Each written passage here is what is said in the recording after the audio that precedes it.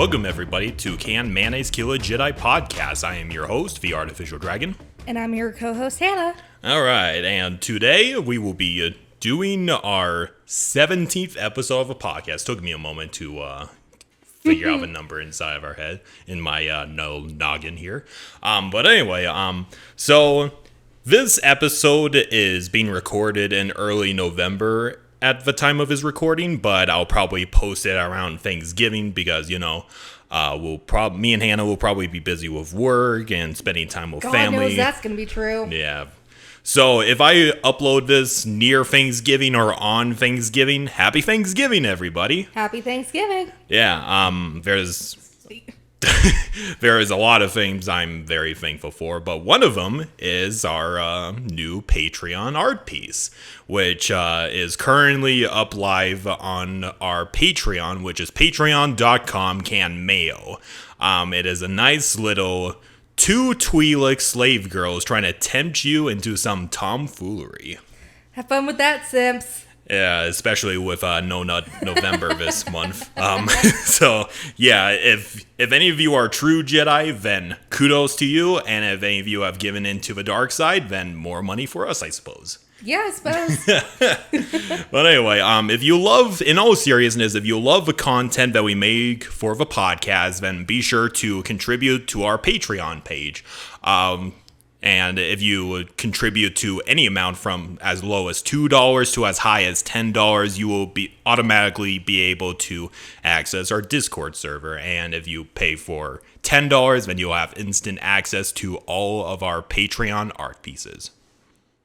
And please, it helps us keep the channel going. Yeah, it really helps, and we also appreciate talking to all of our fans and, just engage in nice little discussions or just fooling around with a bunch of memes and everything.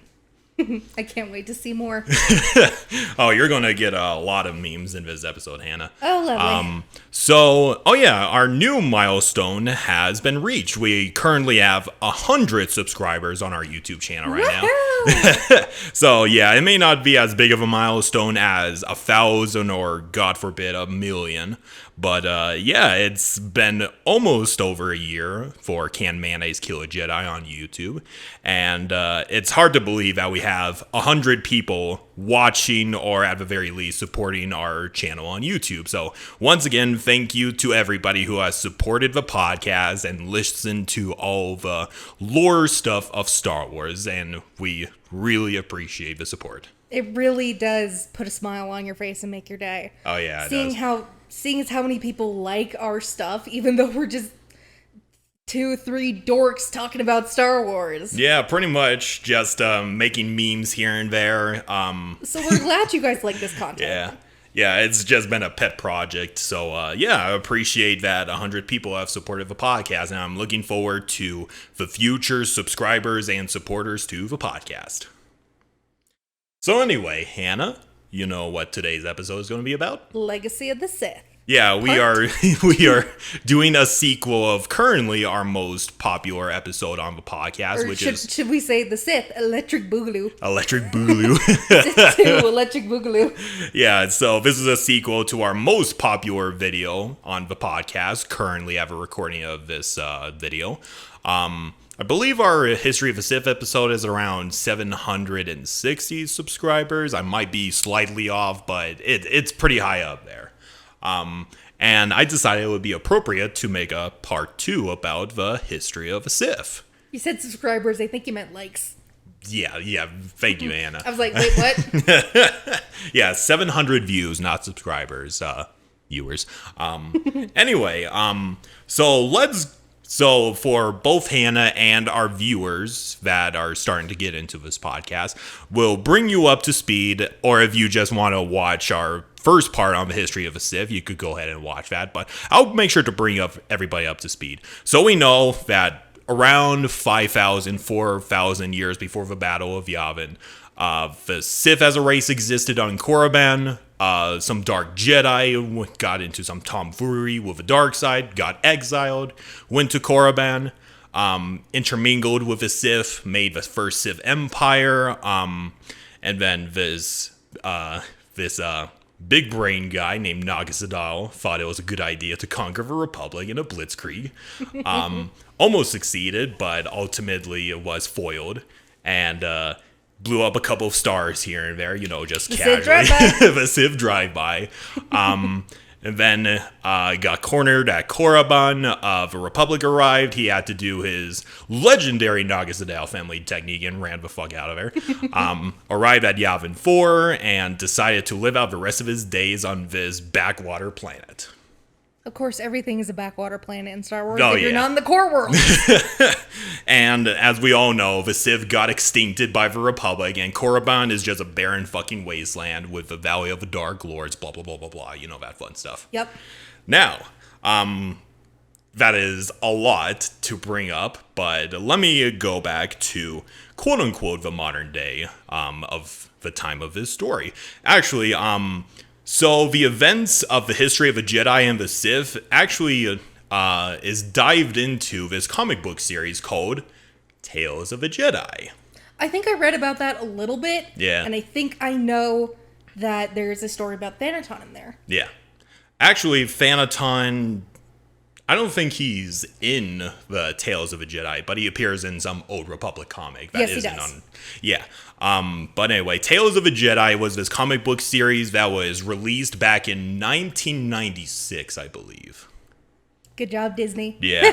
And Dave Filoni decided to make things even more confusing by naming the new series Tales of a Jedi, which has nothing in relation to the Sith Empire.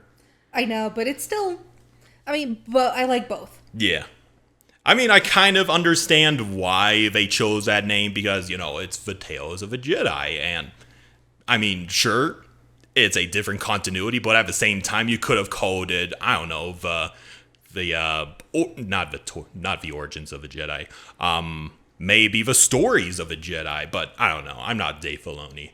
Anyway, semantics. We're here to talk about the old Legends canon of Star Wars, not the current canon of Star Wars. Yes. Anyway, talking about the legend. So yeah, a couple of so you remember our good old waifu, Empress Teta? Yes. Yeah, the Giga Chad of the Republic that fought off the Sith. Yep. So I will actually do a little aftermath here because that's the important thing. So after the Sith, got defeated in the Great Hyperspace War, the Republic were so, in gratitude of the Jedi Order fighting off the Sith, they actually donated a sacred mountain on Coruscant for them to build the foundations of a Jedi temple on. Wow. So yeah, if you were wondering why the Jedi have a temple on Coruscant and not just one of their home worlds, it's actually built on top of a sacred mountain. And it got destroyed on top of the sacred mountain. And yeah, twice, yes. Empress Teta, for honor of her bravery and spearheading the counterattack against the Sith Empire, would actually have her star system, which was originally named Kara's Major. It's now named after her, the Empress Teta system. Nice. Yeah. That's a hell of an honor. That is a very good honor. And one of the survivors of the Great Hyperspace War was a Jedi apprentice named Odon. He's a member of the Darathos race. I'll actually send you a picture via the Discord real quickly. This is what he looks like, Odon, part of the Darathos race. Basically a purple-skinned reptile person. He looks like he doesn't have a lower jaw and he just has a Yeah. humongous overbite. He does have a humongous overbite. But actually, he was kind of an important character in the Tales of a Jedi series. He was the personal advisor of Empress Teta. Mm-hmm. And he actually was a notable practitioner in one of their rare Jedi techniques called battle meditation. I thought that wasn't rare. No, it's actually pretty rare. Well, okay, I say it's rare, but a good amount of Jedi Padawans are skilled in it for some reason, but, semantics. You know what battle meditation is, though, right? I know the way it works in Star Wars 5e, but I don't know how it works in canon. Okay, long story short, battle meditation basically increases the morale of your allies while demoralizing the enemy. That's pretty cool. Yeah. And he's a very skilled practitioner in it. He's also kind of a nerd. He doesn't like fighting. He just likes being in his room reading books and everything. Sounds like me. Yep. And after the oh yeah, by the way, his master sacrificed himself during the Great Hyperspace War, and he was kind of sad over that. Oh. And afterwards, he actually found a Sith holocron on a crashed Sith ship. And oh shit! Did he turn dark? No, he's. Let me get into that actually. So Old-on-Ur, like, he gathered all of these Sith artifacts, and he was kind of a huge nerd. He decided to build the Great Jedi Library on Ossus. Holy shit! And basically, it's like the Star Wars version of the Library of Alexandria, where it has a huge collection of Jedi artifacts, historical texts, and dark side artifacts, all that fun stuff. If only, I mean, the Library of Alexandria is a wonder in and of itself. Yeah. It's just so fucking terrible that they destroyed it. And like the Library of Alexandria, it's not going to last for much longer. Damn it. But we'll get into that in a little bit. So let me see. And then over the next millennia, the Republic and the Jedi would continue to grow across the galaxy, and the Sith would only be a distant memory. Only their artifacts and their worlds remaining as reminders of their former glory. Like Korriban is just a barren wasteland with, the tombs of the Dark Lords being untouched for several millennia and all that fun stuff. That is until the time of the Old Republic. Yeah, and a couple of notable Sith figures that come in every once in a while. But anyway, over the centuries, there would be Jedi that would fall to the dark side because they craved power and they craved this forbidden knowledge of the dark side. Nothing has changed in the past couple of centuries. There's this one dark Jedi turned Sith Lord named Frida Nad. Frida Nad, okay. Frida Nad. I'll actually send you a picture of him too. As with most Sith, they have a very emo-looking outfit. He's got spikes all over him. I mean, Darth Maul does too. You actually can get his outfit in SWTOR. Oh. Yeah, here we go. Oh, that is pretty cool. Yeah, just spikes everywhere. Looks interesting. Freedom Nad decided, fuck you, guys. I'm going to go into the forbidden arts of the Sith. And along the lines, he came across Yavin 4, where Naga Sadow was. Was he still alive or was No, he he was dead by then. But however, his spirit was still present at Yavin 4. And Naga Sadow was like, okay, I'm going to teach you the ways of the dark side. And, over the years, he's growing in power, all that fun stuff. And after he figured he'd learn enough, Frida Nad basically killed Naga Sadow's spirit. Oh, fuck. And then afterwards, he went to this backwater planet called Onderon. Not to be confused with Alderaan. Yeah, Onderon. O-N-D. Yeah. O-N-D. I'm not sure if you have gotten this far in the Clone Wars, but you know the character Saw Gerrera? Heard the name, don't know the character. Okay, point is, Onderon is a very important location, both in canon and legends. And he decided to become a warlord on Onderon instead of, having wider ambitions, but, whatever. I mean, Vitiate obtained godhood, so... Yeah. Frida Nad, you might assume that he's kind of the focus of his episode, and in the beginning, he kind of is, but he's kind of like small fry in the history of the galaxy. He's not the first Jedi to fall to the dark side, and probably not going to be the last neither. No shit. But he actually is the first stepping stone to the rise of a new Dark Lord of the Sith. And we enter Exar Kun. You've said that this guy is pretty cool. I wouldn't say he's cool. I mean, he's a good villain to hate. He's just kind of one of those characters that you love to hate sometimes. Like Palpatine. But he's ironically more evil than Palpatine sometimes. I mean, for an ancient Sith, yeah. Yeah. The ancient Sith were fucking out there. So yeah. Exar Kun is basically the Anakin Skywalker back in the day. He's a extremely powerful Force user. He's a master swordsman. He's the best the Jedi Order has to offer at the time, but he's also quick to anger and is very arrogant. Yep, sounds like Skywalker. Yeah. Exar Kun's story of how he became a Jedi is not really known. We don't know what his homeworld is. We don't know when he was born. We don't know when he was taken in as a Jedi. He's kind of one of those characters that it's not his origins that's important. It's what he's about to do that makes him important. Yeah. Like in the same way how a lot of people focus on Adolf Hitler and how he became a dictator, not his childhood or anything. I mean, he got rejected from art school. He got rejected from art school.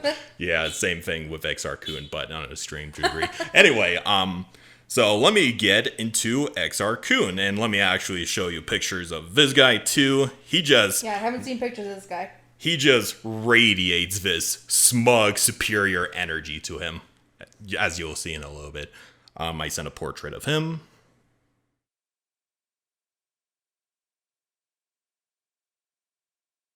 Is Wi-Fi being fucky? It's faster than my data. Oh. Edge! Yeah. He's an edgy motherfucker. Yeah. And Nice jaw, though. he is. He's got a kick-ass jawline right there. I like his hair. he's got the gelled back hair. God damn it!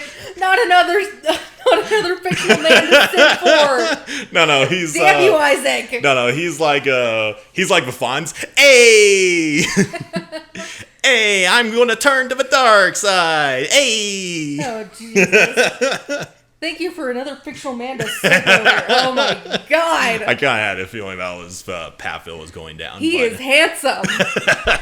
He's a fucker though. He's a real fucker. Even as a Jedi Knight, he is kind of an asshole.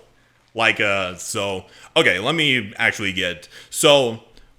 he's a god tier swordsman. His specialty is the sixth form of lightsaber combat, Nightman.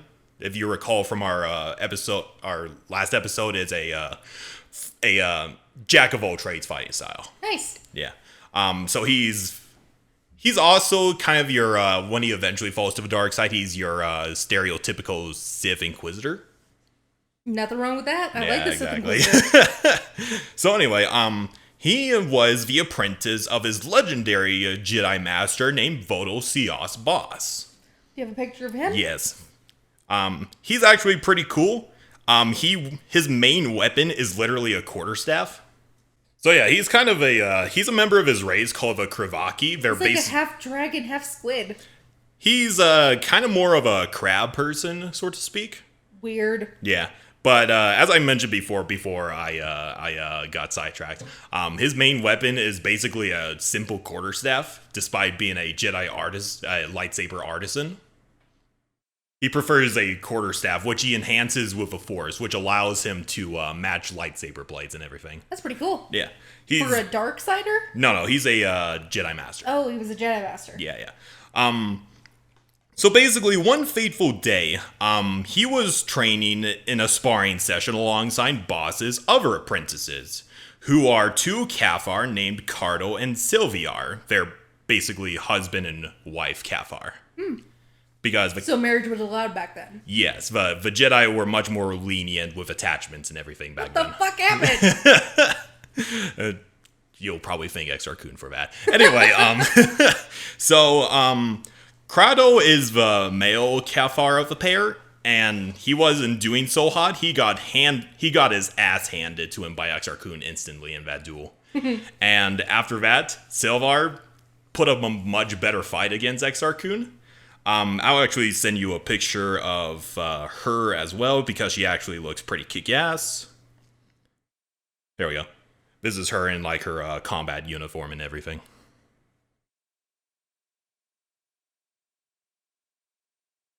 Oh yeah, she looks like a lion. Yeah. Not a normal Cathar. That's pretty cool. Yeah, she is. She is a fierce bitch. She is a very fierce bitch. She actually put up a better fight when Exar Kun was basically belittling her because he's kind of a racist motherfucker at that time.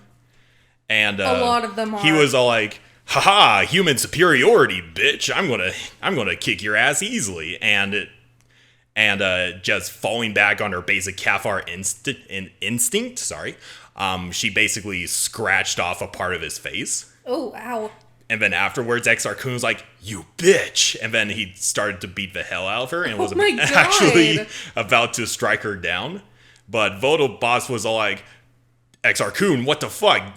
You're not supposed to strike your fellow student down if you want to be a great warrior." She scratched his face! I know, but still. And this was the moment when Voto Boss wanted to basically humble his apprentice. And they engaged in a duel. And Exar Kun basically was disarmed of his lightsaber briefly, but Crado basically lent him his lightsaber, and he's like, "Go, Exar Kun, prove your worth as a swordsman," and all that stuff. And in two swings, Voto Boss was able to, send Exar Kun flying with his bow staff. That's fucking funny. He was all like, "Now you see why I am still the master." He got his ass handed to him. And Exar Kun saw his lightsaber just a couple feet away, used the force to bring that towards him, and with both lightsabers in hand, he basically strong-armed Voto Boss and broke his bow staff in half. Oh, shit. Yeah. So, in a sense, he won that duel. Yeah, but very unorthodox, but yeah. Very unorthodox. Yeah. There's this funny exchange where Voto Boss, Sylviar was checking in on Boss. She was all like, "Are you okay, Master?" And he's like, I'm fine, but look at Exar Kun breaking my simple stick." But yeah, obviously Exar Kun had... So that stick was nothing. Yeah, it was a simple quarterstaff enhanced by the Force. That's fucking funny. Yeah, it is pretty cool. And Voto Boss kind of looked at Exar Kun and he said, "Exar Kun, you are the most formidable student I have ever had, but I sense something is missing in you. An empty place hidden even from yourself. A place that remains unseen because no light escapes from that region of your heart." I think I know what that is. Yeah. Lerv. No, he doesn't have a love interest, actually. But Exar Kun, he wanted more. Even though he was a prodigy swordsman, he wanted more. He wanted to dive more into the forbidden secrets of the dark side and the history of the Sith. And his master Voto Boss forbid him from going into that, and Exar Kun was all like, "Fuck you, I'm gonna go out on my own and explore the galaxy to find what I need." And that's basically what he did. Of course. And his journey... Insert picture of Palpatine here. Unlimited power! And his journey brought him to Onderon. Mm-hmm. And this is its whole side thing, which I will explore eventually, but there was this civil war between the descendants of Freed Nad and the other populace that he was, enslaving and all that stuff, and the Jedi came in and helped the descendants to rise up and all that fun stuff. Mm-hmm. So the Jedi were present. He went to Onderon because he heard about the legends of Freed Nad, and he wanted to explore the tomb, but the Jedi were kind of present there at the time, making sure that there's no dark side presence forever on Onderon and all that fun stuff. They were keeping it in check. Yeah. And Exar Kun, under the guise as a Jedi archaeologist, was like, "Hey, I want to inspect some mighty artifacts that you guys may have found. Can I go see them?" And they were like, No, you can't enter here. This is a restricted area." And he's like, "Oh, come on. I'm an archivist. I should have access to it." But eventually they told Exar Kun to fuck off. And no, fuck off. And Exar Kun was like, "Fine, I'm going to find a way. You may stop me for now, but I will find a way." And he went to the Onderon capital called ISIS, not to be confused with a terrorist organization. And he came across two preachers who were Nadist sympathizers, which is the name of Freed Nad's followers and all that. And he approached the two with a promise of giving them riches, and they guided him to Freed Nad's tomb. And the two preachers were like, Okay, sure. We'll do as you say. We want to get some valuables as well. So they went to Onderon's moon, which is called Doxin, which is where the Jedi secretly put Frieden Nad's tomb. And he ventured into the tomb. He was confronted by many of the animal guardians that resided there, but he obviously cut them down very easily. And then he entered into the mausoleum that held the corpse of Frieden Nad and everything like that. And he came to the the casket or whatever, and he tried to cut through it at first, but he found that his lightsaber couldn't pierce it. Oh shit. And he eventually found out that there's no other material in the galaxy that could resist a lightsaber except Beskar. What is Beskar doing here? Oh shit, I thought it was cortosis. No, it was Beskar of a Mandalorian. Yes, I know. God damn, how the fuck did he get Beskar? Yeah. But after enough effort, he managed to break into the tomb, and he found the skeletal remains of Frieden Nad. But not long after, he came across the spirit of Frieden Nad himself. Of course. And always linger around their death yeah, spots. typical Sith spirit stuff. Yep. And Frieden Nad approached him, and he said, I mean, you came all this way to break into my tomb. Obviously, you are seeking forbidden knowledge, correct? And Exar Kun's like, yeah. Yeah. And Frieden Nad was all like, look into my sarcophagus, and you will find the treasures that you seek. And, Exar Kun basically desecrated his corpse and everything. God. And he found 2 scrolls hidden behind the dusty remains of Frieden Nad. And he's like, okay, I'm going to take these with me. And he emerges out of the tomb, and the 2 preachers were all like, okay, we have led you to the tomb of our forefather. Now give those to us. And they pointed their guns at Exar Kun. And he's all like, oh shit. Seriously? And he just murdered Are you both of them. fucking kidding me? He's all like, okay, fine. And he murdered both of them. And after that, he got onto his ship, and with a electronic translator, he translated and deciphered the scrolls and everything, which happened to be written by Naga Sadao himself when he was still alive. Shit. And amongst them, he found the history of the Sith, how they rose to power, how they fell, all that fun stuff. But he found the most important thing that he was going to meet up Frieden Nad at, and that was the original Sith homeworld of Korriban. Oh, nice. Yeah. I thought he was going to discover the Sith code or something. Yeah. So Exar Kun went to Korriban, and he landed near the Valley of the Dark Lords. Wake up all the spirits. Yeah. And as he wandered in, he encountered previous travelers, previous scavengers that had attempted to, get into the tomb to find their treasures and everything, but now that they're basically zombies at this point, protecting the sacred burial grounds of the Sith. That's like, there's the curse placed on them, just like, you're gonna fuck with my shit? Fine, you be my eternal undead slave. And, he dealt with those zombies pretty effortlessly. And he went to this one tomb.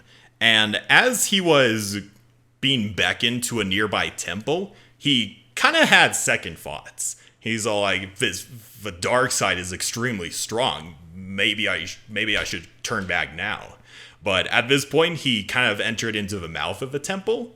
And as he was having these second thoughts, by pure coincidence, a rock slide happened, trapping him inside. Oh, fuck. Yeah. He's like, okay.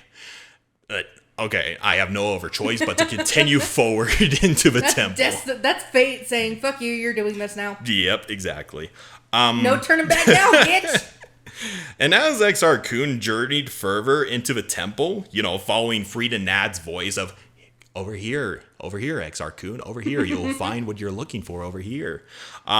He continued further until he came into a chamber that had a large crystal. Think of like a Kyber crystal or something along those lines, but big. Huge. And as he peered in it, he realized that the crystal contained the spirits of Jedi that the Sith have defeated over the millennia. Holy fuck. And, as he's examining it, the temple kind of shook. And at that moment, the entire temple collapsed on top of Exar Kun, Oh, fuck. trapping him underneath all that debris. We know he's not dead. No. So basically he had broken bones in 100 different places, but he was barely alive, barely clinging to life. And through the Force, he was like, Master, I need your help. And across the entire galaxy, Vodal Boss sensed the plight of his Padawan. And he's like, I'm here, Exar Kun. I'll help you. And Frida Nad obviously was tempting him to, focus on the dark side, tempting him to give in to the dark side. Mm-hmm. And once he found out that Vodal Boss is trying to protect him with light side energy, Frida Nad intervened, and he was like, fuck off, old man, and severed his link between master and apprentice. He cut through their Force bond. Yep. I was going to say, they have a Force bond. He cut through it. Oh, Yep. you bastard. And across the galaxy, Vodal Boss was just consumed with his extreme anger from Reed and Nad, and he nearly passed out from that experience. Damn. And Exar Kun, having his links with his master severed, Reed and Nad was all like, I can help you. I could restore your body. I could get you out of this predicament. Only if you accept the dark side. Exar Kun obviously had no other choice, and he accepted. Well, duh. Still, that's pretty cool. It is pretty cool. It's like, hey, this is your only way out. Take it or leave it. Yeah. And when he said yes, he felt his entire body revigorate. Like, his bones healed. He was able to get enough power to force the rubble off of him. Obviously, this wasn't a painless experience. And he experienced so much pain, he screamed loud enough to ripple through the Force itself. Ouch. And every Jedi across the galaxy heard his screams. Oh, God. Yeah. And then... Imagine you're just doing something normal throughout your day, and you just hear... Kind of reminds me of that scene when Darth Maul, I wouldn't say he gets resurrected, but when he transforms into, his cybernetic legs on Dathomir, and then he just screams. I still have yet to see that, but I should look it up. It's a really good episode. It's a really good episode. But anyway, back to the Old Republic stuff. Yeah. So, as Exar Kun arose, he was guided by Frida Nad. I give a word as intermix, whatever. Frida Nad guided him towards a couple of tombs, and Exar Kun was kind of surprised that with submitting himself to the dark side, he could now understand the Sith language that's on the tombs. Oh shit, that's cool. Yeah. I guess that's one upside to the dark side. Anyway, so...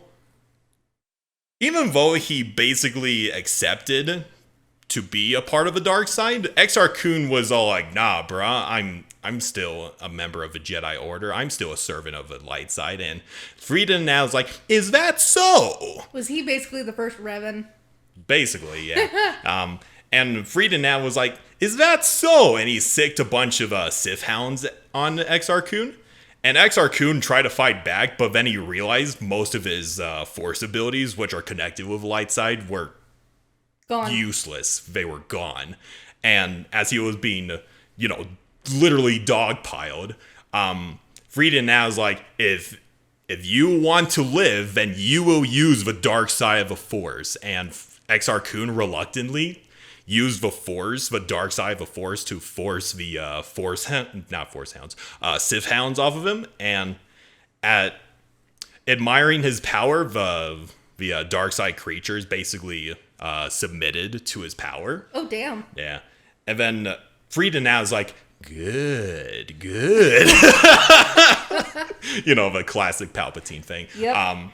And he's like, all right, you are now truly a servant of the dark side. Now I could point you towards the knowledge that you rightfully crave. Go to this planet called Yavin 4. There you will find the power that you rightfully deserve. You're gonna go meet Nugget now, fucker. And Exar Kun, Even though he gave in to the dark side twice now, he still kind of maintained this idea that he was still a Jedi Knight, and he was like, yeah, fine, I guess I'll humor this motherfucker, whatever. Wow. Yeah. He's, as I said, he's kind of an arrogant motherfucker. Yeah. As you can tell. As I like to joke, he makes Count Dooku look humble in comparison. And Count Dooku's a arrogant motherfucker. Oh yeah, he is. So Exar Kun went to Yavin 4, and he landed near one of Naga Sadow's temples. But as he was approaching, he was ambushed by the descendants of Naga Sadow's original followers. You probably remember them as the Masasi. Oh, yes. Yeah, those buff-looking red motherfuckers. Yeah, I hate fighting those. Yeah, they were the descendants of Exar Kun's warrior caste on Yavin 4. Nice. And through several generations of just mutation for the dark side, they gained, huge chunk. They're buff and They're buff huge. as fuck. They're not fun to fight. No. And Exar Kun kind of was all like, okay, primitive warriors, I could deal with them, no problem. However, the Masasi warriors proved to be too much for him. And so the Masasi warriors have these weapons called, let me see if I could, I'm going to attempt to pronounce them, a Lendrak. It's basically a polearm weapon, which has a disc at the end that they launch at their opponents. Kind of like an Adelatto, so to speak. You know, the boomerang thing. Oh, right. Yeah. However, as the Masasi threw their discs at Exar Kun, normally Exar Kun would just, deflect them with the force or whatever. But he once again found that he had no access to his force abilities because, severed from the light side of the force, and he just chunk, and he just got knocked. He just got knocked the fuck out. And, the Masasi took him prisoner, and they took them to one of their temples. And they decided, okay, we got an off-worlder. This is clearly a gift that we could give to one of our gods. We're going to put him into a sacrificial ritual. Oh, fuck. And they chained Exar Kun up in the altar of one of their temples called the Temple of Fire, I believe. Mm-hmm. And they enact this ritual where they summon this huge beast called the Sith Worm. Oof. One of Naga Sadow's pet projects. It's basically a gigantic fuck-off worm. And as the worm was ravaging Exar Kun, he had no way of fighting back. Freedom Nad appeared to him again. And he's like, the only way you could get out of this is if you fully, and I mean fully, submit to the dark side of the Force. So he knew. Yep. It's like, I told you once. I'm not going to tell you again. Yeah. Do it. He's like, do it. Just do it.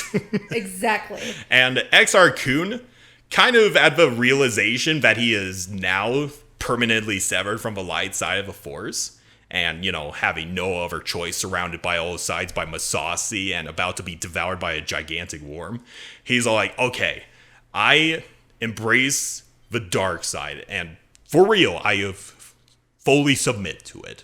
And through the Force, there's like this Sith amulet, which is basically this artifact that goes around his wrists and everything. Mm-hmm. He posed that towards him, and the moment the amulet bonded with him, he felt his power in the dark side increase tenfold. And with a single swing of his, a single flick of his wrist, he disintegrated the Sith Worm and many of the Masasi warriors. Damn. So yeah. Holy shit. I like to mention numerous times that the old Sith are ridiculously overpowered. Uh-huh. They make the normal Sith look like children. Yeah, basically. That makes Palpatine look like nothing. Yeah. Holy shit. And then after, this flick of his wrist and destroy the Masasi's god, so to speak, the remaining Masasi that weren't destroyed by, his sheer power of the dark side, looked at Exar Kun, and they were like, the prophecy has been fulfilled.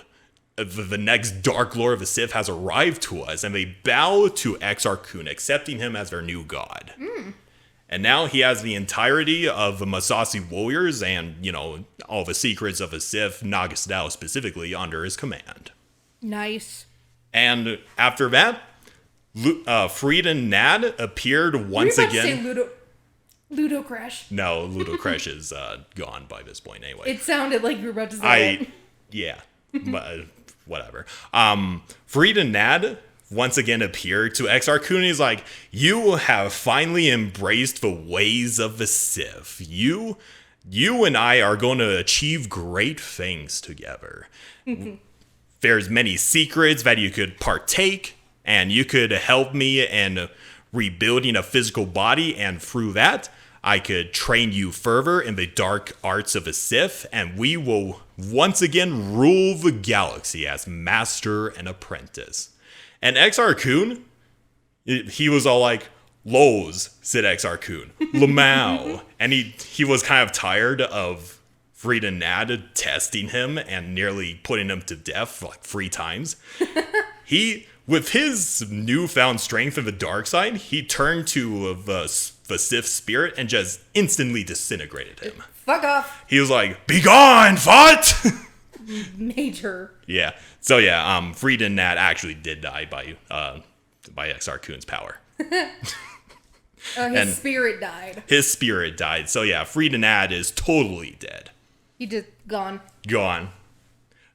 And then after that, Exar Kun was kind of like very satisfied that he now had access to information that was so long denied by him, by his master and the entirety of the Jedi Order. So basically the Massassi, worshipping their new god, they made many more temples in his honor. And Exar Kun didn't really value titles, but he was like, okay, whatever, I'll let them continue with their misguided ideas, because as long as they serve me, who the fuck cares? And he looked through numerous journals of Naga Sadow, like, ancient Sith rituals, ancient secrets in the dark side, all these techniques and everything. And eventually over time, and, after, rebuilding the Massassi society and everything like that, it's not exactly clear how long he was on Yavin 4 for. Yavin 4. But anyway, but assumingly it was like a couple of months, and then he decided to go back to the Temple of Fire, where the remains of the Sith Worm were. And he was all like, this beast, why is it here? And he kind of discovered this pit that the Sith Worm came from, and he decided to explore that pit. And at the very bottom, he found Naga Sadow's old flagship, the Corsair. Damn. The very same ship that allowed Naga Sadow to, blow up stars.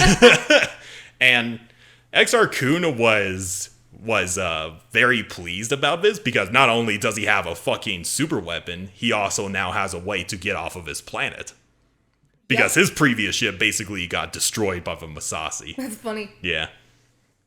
And he also found more secrets of the dark side, like he could now experiment in Sith alchemy and all that fun stuff. He had more access to the witchy Sith stuff. Oh yeah, the Sith magic bullshit. Yep. He was able to create several Sith spawn, which are basically creatures forever corrupted by the dark side of the Force. Yep.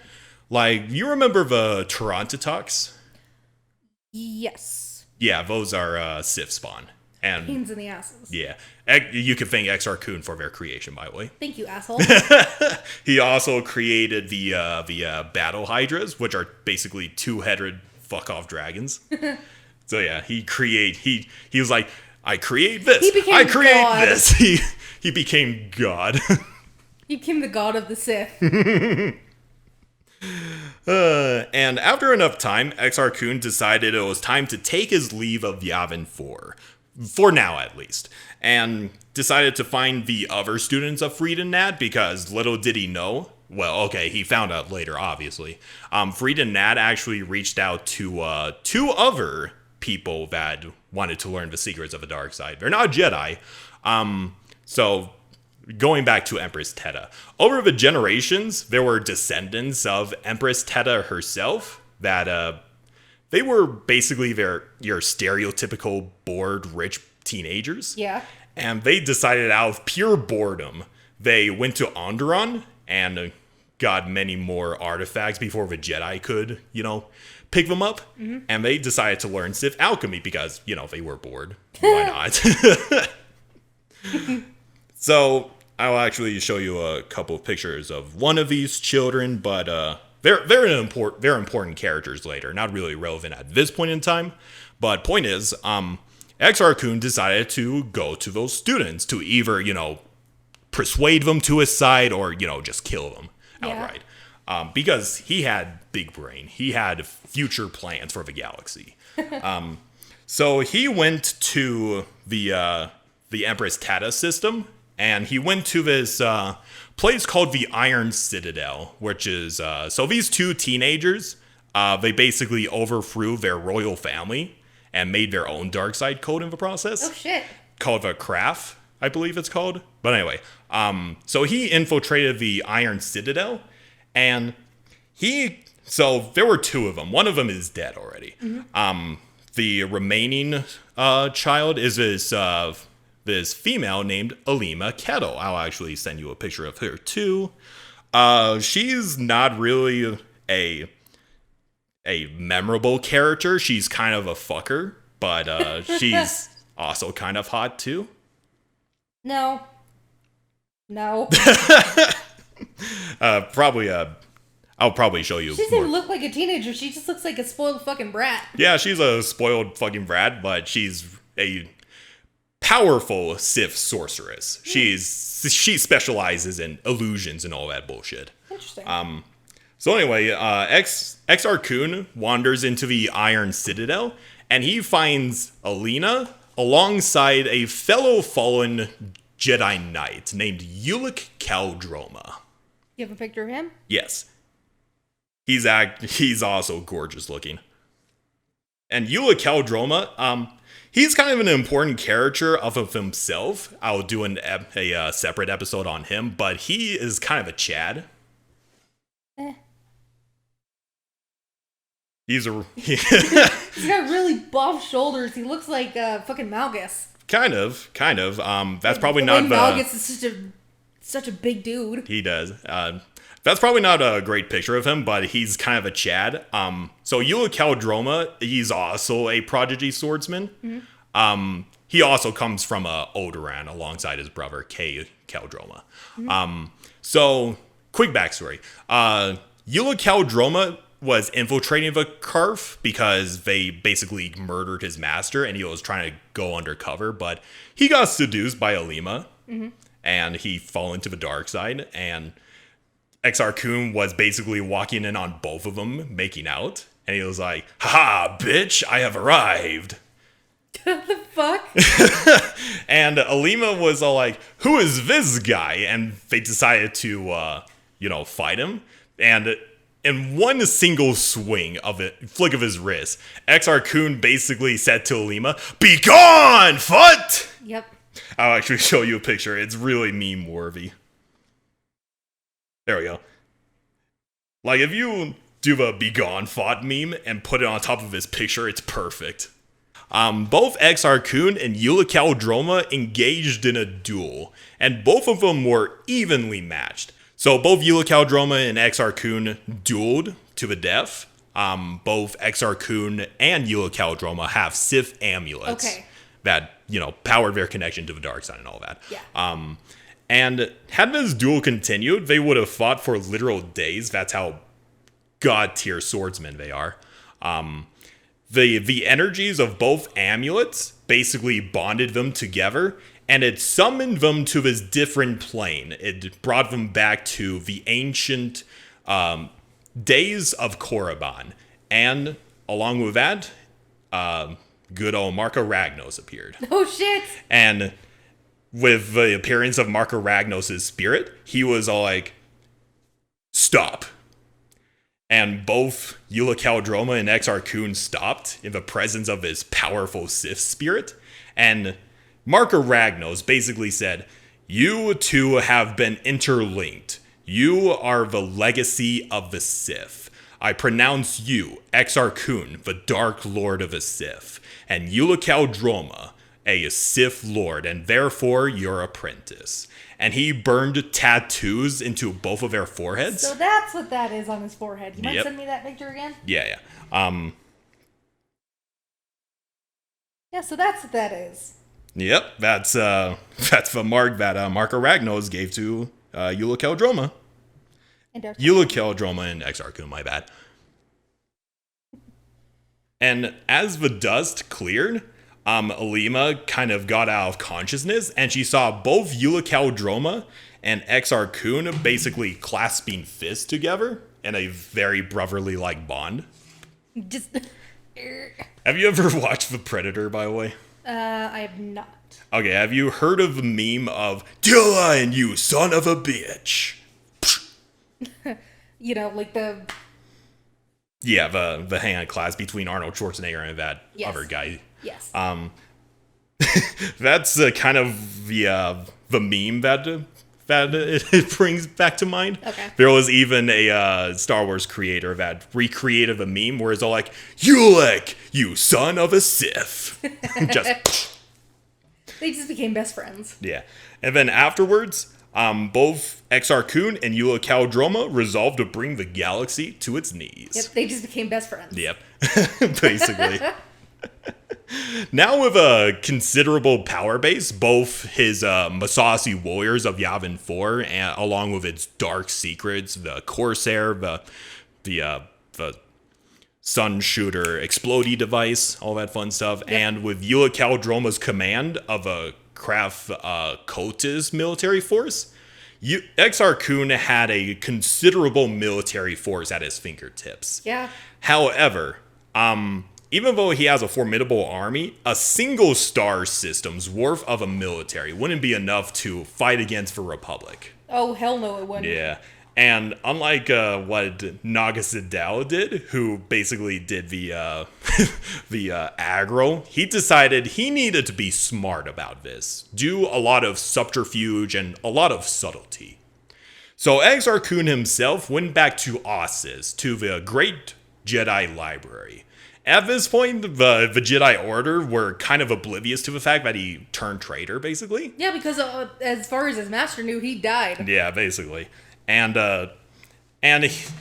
his purpose was, he approached several Jedi students that kind of shared his idea of, why are our masters forbidding us from diving more into the dark side? We need to learn how to combat the dark side. Why are they doing this?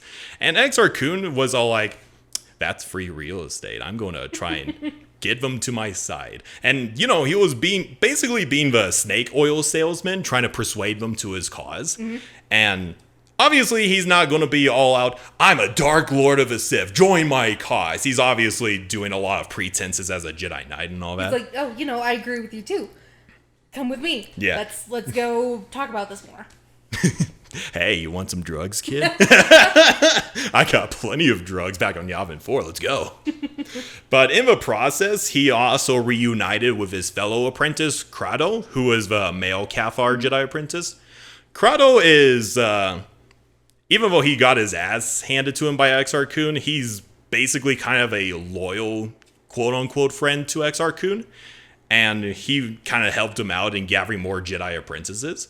He probably had a suspicion that Exar Kun was secretly a Dark Lord of the Sith, but he was loyal to him regardless. And as, they were gathering more followers, Exar Kun decided he was going to, look for more important Sith artifacts. And he found Odon that nerd Jedi who founded the Ossus Temple. Yes.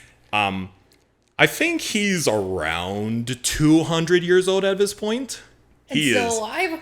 He's still alive. He's basically Master Yoda at this point. What the fuck? He is old as fuck, and he still has that Sith holocron that he discovered in the aftermath of the Great Hyperspace War. And Exar Kun was basically like, yoink. And Odon was like, I know your dark nature now, you Sith pretender, be gone! But Exar Kun, just overwhelmingly powerful on the dark side, basically killed Odon. Fuck you, old man. Yeah, and Odon much like Master Yoda, Obi-Wan just, disappeared into the Never Realm of the Force, leaving nothing but his robes behind. That sucks. And at that moment, Jedi apprentices came, and they were like, hey, Exar Kun, I got more recruits. What the fuck happened to Odon-Er? And he was like, he was in his last days. He was and dying. he was dying. He handed me this artifact to help bring on his legacy. Smooth. Yeah, he was very smooth in that. And then afterwards, he got his new recruits back on the ship, and they made their way back to Yavin 4. And Time to corrupt so many offenses. So yeah, his plans were going very swimmingly, and then he got contacted by his apprentice Ulic Qel-Droma, and he was met with very good news. Ulic Qel-Droma managed to recruit our good old buddies, the Mandalorians, to his side. Oh shit. Yeah. He was able to do this by defeating the leader of the Mandalorians at the time, a guy named Mandalore the Indomitable in single combat. Mm-hmm. And with this new alliance between Sith cultists and Mandalorian crusaders, they were able to conquer this important Republic shipyard. And as a result, they gained 300 of the newest Republic vessels. Nice. And Exar Kun was, of course, very pleased about this. And he ordered Ulic Qel-Droma to take these new forces back to Sith space so they could slowly build up and, get more resources along the way and all that fun stuff. But Ulic Qel-Droma, probably in a bid to prove himself to his master, but also probably drunk off of a new power that he received, said that he was going to lead an assault against the heart of a republic itself, Coruscant. Oof. And Exar Kun was like, you fucking moron, we can't attack now, we still need to build up our forces, are you a fucking idiot? But he kind of also realized that Ulic Qel-Droma was a stubborn motherfucker, and he was all like, okay, fine, I'll let you fight, I will let you invade Coruscant, do your little war, but if you fail, and if you get captured by the Jedi, I'm abandoning you. That's it. Damn. And, he just cut transmission from Ulic, who went on his own crusade against the Republic. Mm-hmm. He arrived on Yavin 4 with 9 Jedi apprentices in tow, and the moment they landed on Yavin 4, the Jedi were starting to get cold feet because they sensed the extreme power of the dark side on this planet. And they were like, what the fuck is going on? I thought we were doing the legacy of Odon-Er and doing more stuff for the light side. And one of the apprentices basically was like, I'm out of here. And, of course, there's always that one fucker. And he got ambushed by the Masasi warriors. And the Jedi apprentices went to defend themselves, but Exar Kun managed to calm everybody down. And he's all like, yes, this planet is indeed powerful in the dark side of the Force. And he holds out this holocron. And he's like, and yes, this is not a Jedi holocron. It is a Sith holocron. But it is our divine mission as Jedi Knights to purify this world of the dark side. And I am going to smash this holocron into 1,000,000 pieces and banish the dark side from this planet forever. Holy shit. And he's a damn good liar. He is. And he was like, he's got a 20 in deception. Yeah. 20 in he wrote in that 20. And he was like, Jedi brothers and sisters, hold out your hands so that we could all focus at once, so that we could all banish the dark side from this place forever. And he started to smash the holocron with his fists, and it shattered into 1,000,000 pieces. However, that wasn't his aim to destroy the holocron. Instead, that holocron contained 1,000,000 Sith spirits within it. Oh, fuck! And the shards of that holocron embedded into the flesh of each Padawan, and they were completely corrupted by the dark side, and now he has a bunch of loyal dark side followers on his side now. That's fucking awesome. And the only person that wasn't affected by this was that fellow apprentice Cradle, because loyal to Exar Kun to a fault. And Exar Kun was pleased to now have his first wave of dark side acolytes. That's fucking cool. Yeah. Yeah, he's a fucker, but you gotta admire his big brain. Yeah. Big brain smart. mode. He is very smart. Why do you think I like smart boys? Yeah. You love Thrawn, you love Vitiate, you love Exar Kun now. Is there anybody else I'm missing? I don't think so. Just for the time being. So Exar Kun basically send all the Jedi back to their masters as basically sleeper agents to use for later. Agents. And as he was seeing off all of his new apprentices, another vessel came and arrived on Yavin 4. Mm-hmm. And this vessel held Mandalore the Indomitable, who actually came back to report that they lost the Battle of Coruscant. And he was like, Exar Kun, my Ulic Qel-Droma has been captured by the Republic. I plead to you, we need to rescue him now. And, despite Exar Kun saying earlier that he was going to abandon his apprentice, he was all like, okay, fine, I'll go rescue him. It's like, damn it, that's my brother in arms. Yeah, if say what you will about the Mandalorians, they are loyal allies. Yeah. Like, he had no obligation to go to find Exar Kun's help to rescue Ulic, but yet he did. Yeah. Yeah. That is pretty cool. It is pretty cool. Good quality about the Mandalorians. As much as I like to meme that they're overexposed as fuck, they are really good allies. They're the people that you want by your side all the time. So let me see. So the pair made their way to Coruscant. And at this point, Ulic Qel-Droma was basically placed on trial for war crimes against the Republic. I know that's a very weird thing to hear, being tried for war crimes in Star Wars. But Ulic Qel-Droma was in the Senate chambers, like every senator across the galaxy and the Supreme Chancellor himself were basically on trial to have Ulic Qel-Droma answer for his crimes against the Republic. And it's this whole thing, this entire stadium full of senators, all these political politicians and all that. And out of nowhere, the doors swing open to the Senate chamber. And in comes Exar Kun, by his side, Mandalore the Indomitable, and a handful of Massassi warriors just casually stroll into the Senate chambers. Just, what's up, bitches? Yeah. Give me back my buddy.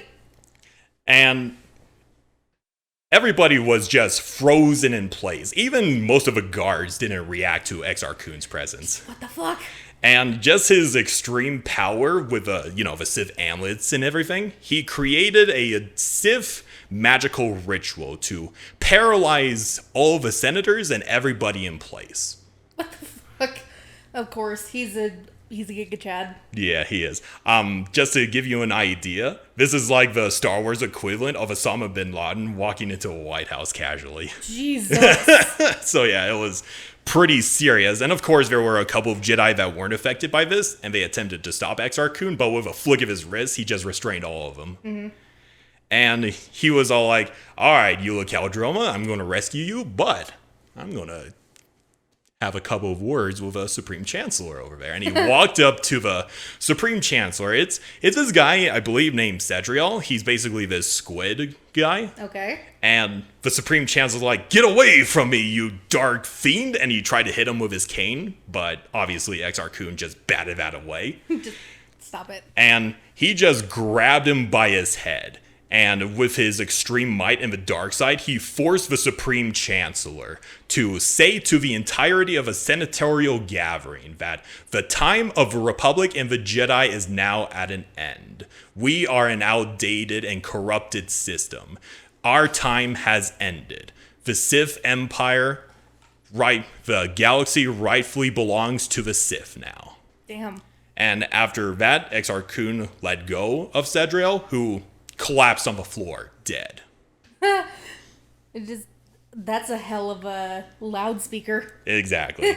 In one single swoop, he rescued his apprentice and killed the Supreme Chancellor of the Republic. Yeah. And in that moment, Vodal Boss arrived into the senatorial chambers, and, you know, his master, the master of Exar Kun. And Vodal Boss was all like, okay, Exar Kun, you have become what you swore to destroy. You know, the classic Obi-Wan and Anakin The classic speech. Obi-Wan The master and apprentice thing. Yep. And Vodal Boss was all like, okay, Exar Kun, this has gone on long enough. Stop this madness right now. And Exar Kun, he had a feeling where this is going, but Exar Kun was very reluctant in fighting his master. He was like, come on, master, join my cause. You could be a great warrior in the future of the Sith Empire. It doesn't need to be like this. Please join my side. There are many secrets that you could learn. All the things that you forbid me from knowing. You could gain more power. And Vodal Boss has heard this song and dance before. And he was all like, no, I refuse. And Exar Kun was like, okay, fine. If you're not going to join me, then you will die. And the duel between master and apprentice began to determine the fate of the galaxy. And what better backdrop than within the heart of the Republic itself? Yeah. And Vodal Boss, armed with his simple quarterstaff, was able to beat back Exar Kun for a good while. And they were basically evenly matched. And Exar Kun realized that he didn't want this duel to last for any longer. And he decided to open up his trump card.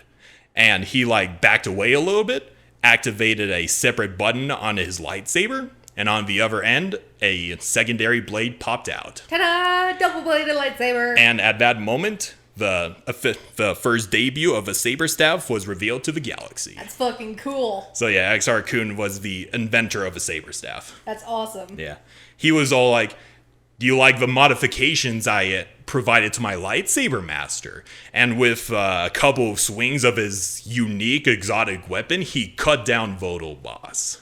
Well, duh. And in their last moments, Vodal Boss was all like, this is not the end, Exar Kun. You and I will fight again. Perhaps not for a long time, but I will defeat you. Words. Go on to your higher plane, teacher. The galaxy is mine. Yeah. And then after that, Exar Kun, Ulic Qel-Droma, bid everybody adieu, and they got out of there. Fuck.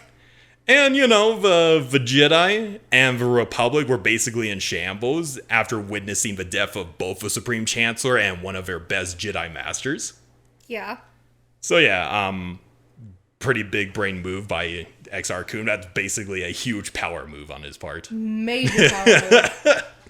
So, they regrouped back to Yavin 4.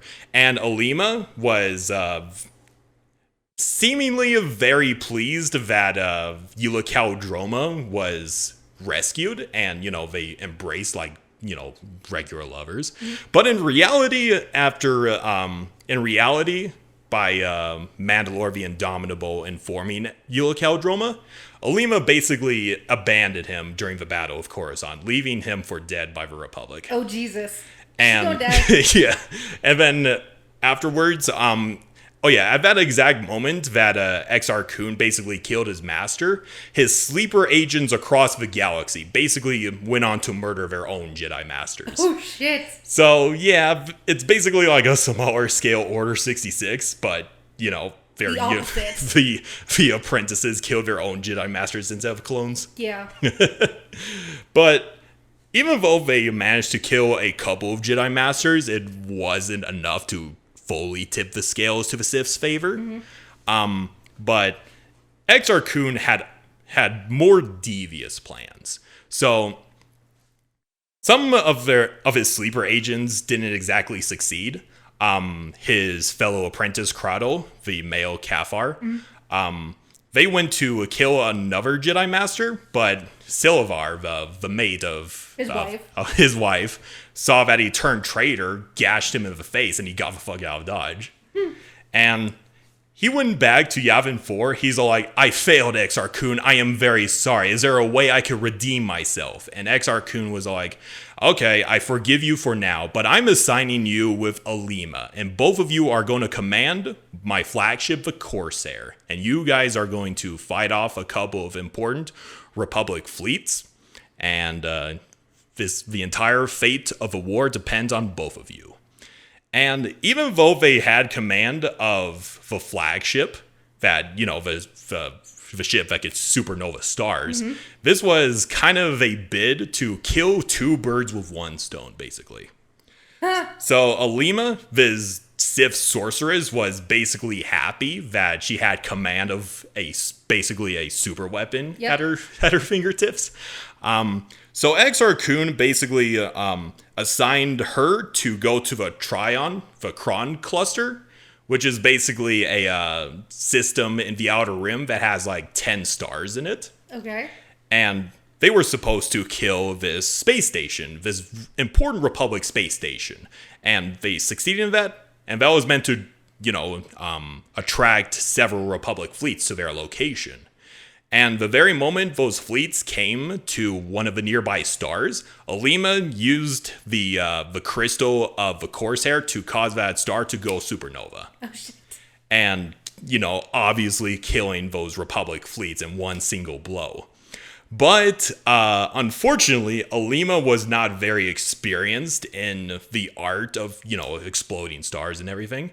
And that was something that Exar Kun was counting on. And after, destroying one of those stars, it caused a chain reaction that exploded the rest of those 9 stars. Oh, fuck. And with that, both Alima, Crado, the Corsair, was consumed in this supernova. Oh, shit. Yeah. Just, get rid of all 3 of these. kill those 2 motherfuckers in the superheated core of a star, whatever. That was just one end of their objective. This supernova was created or, exploded in right near a couple of important Republic worlds. And one of those worlds was the sacred Jedi library itself on Ossus. And Exar Kun's idea was, okay, we created the supernova. Everybody will be evacuating Ossus. And that will give us a hole to basically plunder the Jedi library, get all these important artifacts. So yeah, both Ulic Qel-Droma and Exar Kun went to the Jedi library to, plunder it of all of its riches. Exar Kun encountered this Jedi Master. I'm not sure if I could find his name anywhere. Okay, so Benar. He's basically this other Jedi historian, and he was in the middle of putting a bunch of ancient Jedi lightsabers into a vote so that they could survive a supernova. But Exar Kun was all like, okay, I'm going to take those lightsabers from you. They will be useful tools for my future apprentices. And the Jedi Master is all like, these belong to the Jedi Order. I may not be the best fighter in the galaxy, but I will protect them with my life if I must. And he dies easily. Well, okay, yeah. He gets overwhelmed by Exar Kun very easily. But in a last-ditch attempt, so this Jedi Master is part of the Neti race, who are basically plant people. He transforms into a tree, basically entombing the lightsabers under his roots. Oh, that's smart. Yeah. And Exar Kun was like, okay, fine. Bunch of lightsabers. Who needs that shit? Fuck you. And fuck you. And even though he was he didn't have any lightsabers, his inner General Grievous, another lightsaber to add to my collection. Yep. He couldn't get those lightsabers, but he was able to plunder many sacred texts, and he considered his mission a success already. And he departed Ossus before it could be consumed by the nearby supernova. Okay, I got what I need. Getting the fuck out of here. Yeah, and he arrives back on Yavin 4, and he's all like, yes, I did it. I managed to go to Coruscant, kill the Supreme Chancellor. I killed my master, Vodal boss. Fuck him. Now I managed to kill 2 traitors by setting off a supernova, went to Ossus, destroyed the Great Jedi Library, plundered it of all of its sacred relics and all that fun stuff. This is such a great day. And within a couple of days, the entirety of the galaxy will be mine. And then he looked towards the sky. Oh, shit. And he saw an entire flotilla of Jedi ships. He's Oh, like, fuck. oh.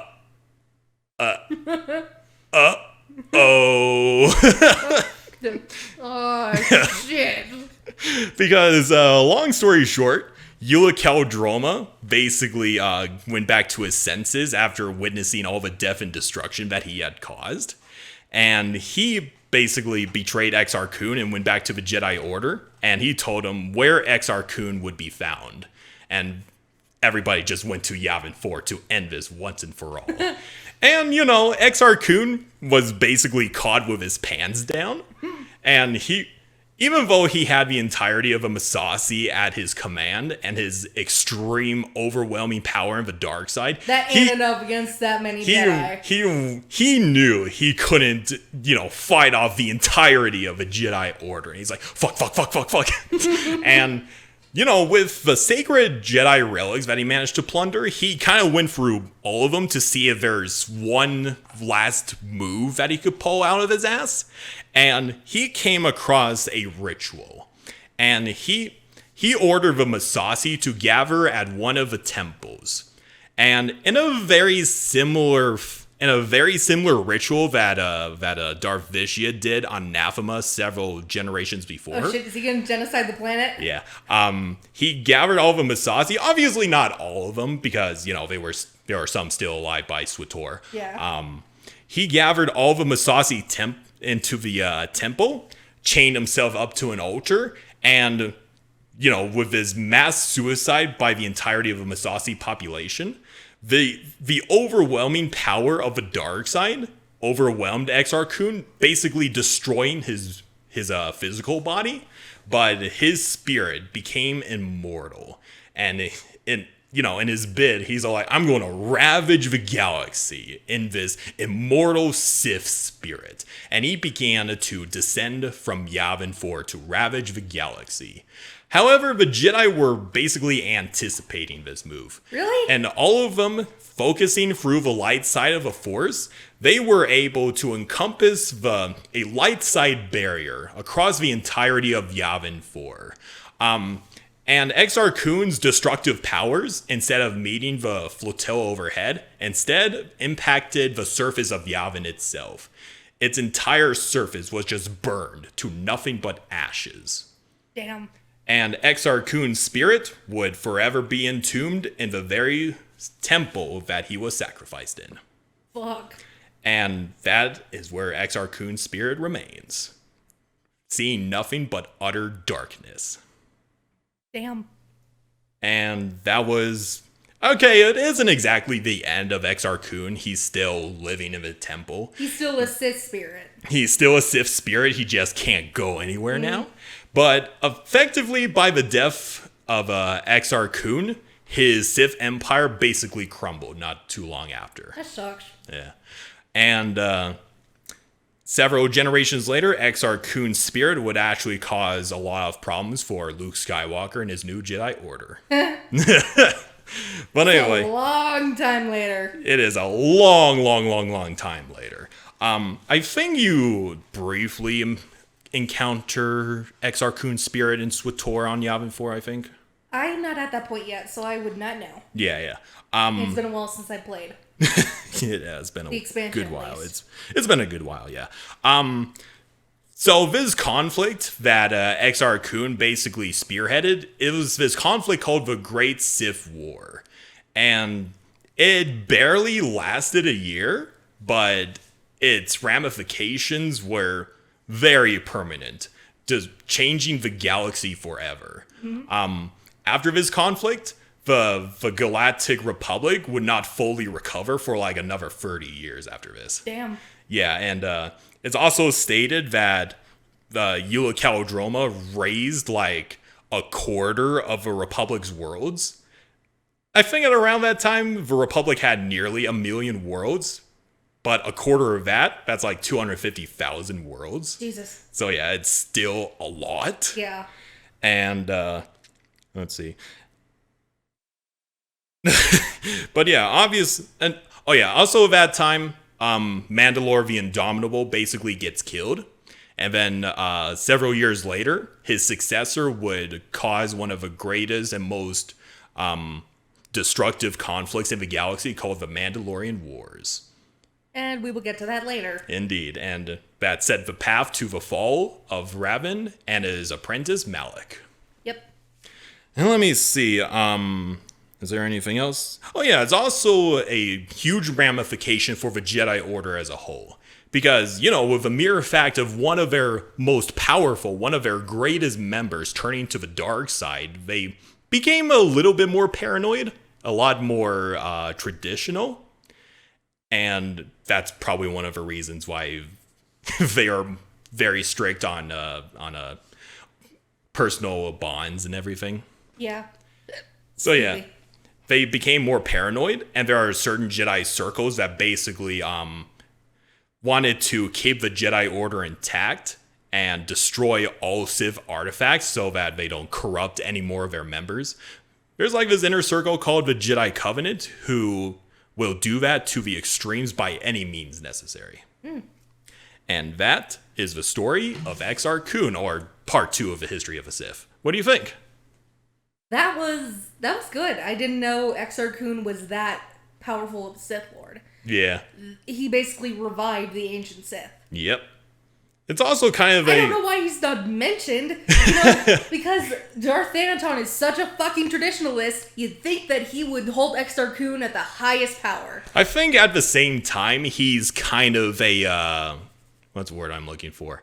I wouldn't say an outcast, but a black sheep of a Sith, because he wasn't exactly inducted into the Sith Order. I mean, sure, he got inducted by the spirit of Marco Ragnos, but for all intents and purposes, he's a glorified Dark Jedi. I suppose, but even still, he revived the Sith.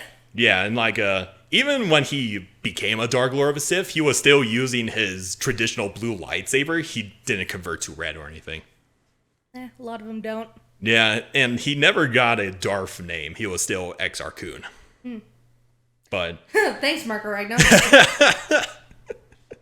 But yeah, Exar Kun, he's kind of an interesting character. Once again, he's not exactly a sympathetic character like Anakin, Grievous, or anybody that's fallen from grace. No, he's kind of a fucker. But I think he's kind of fun because of just how fucking ridiculously powerful he is. But yeah, I had a lot of fun with this episode, and do you have any questions, Santa? Not really. Alright. So, that's our episode of Can Mayonnaise Kill a Jedi? Or in this case, how many Sith spirits can Exar Kun kill? A lot, apparently. Apparently, yeah. But yeah, do you want to know what our next episode is going to be, Hannah? Enlighten me. All right. Because this was my choice. What's your choice? Actually, so I told you I'm allowing you free choices because I did a Halloween episode because I thought that would be fun. So, just compensating for you. All right. So our next episode, we will be diving into everybody's favorite fan service, Raise the Twi'lek. Awesome! So yeah, kind of going back to the art piece for No Nut November. That's definitely going to be in the thumbnail. Yeah, indeed. Maybe I'll make a cameo. Can you resist this? Anyway, I hope you guys enjoyed listening about Exar Kun. He's a fucker, always will be. Lowe's, Lamau, bye-bye. Bye.